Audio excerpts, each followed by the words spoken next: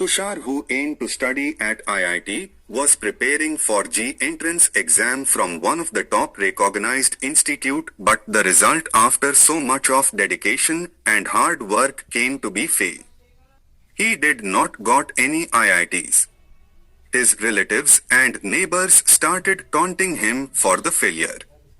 This story is not to tell how difficult J exams are but to bring reality of fake study methods. It's widely believed by teachers, trainers, and coaches that the most effective way to study is to give it dogged, single-minded focus, practicing over and over until you have got it down. You will be shocked to know that according to research studies, this all practices are just waste of time because the gains achieved during mass practice are transistory and melt away quickly.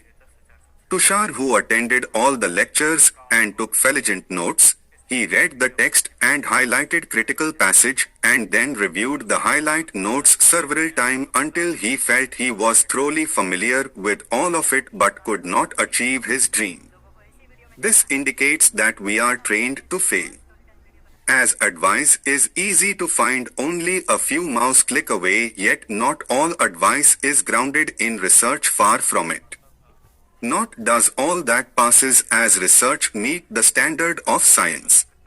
So the question rises, what is the best?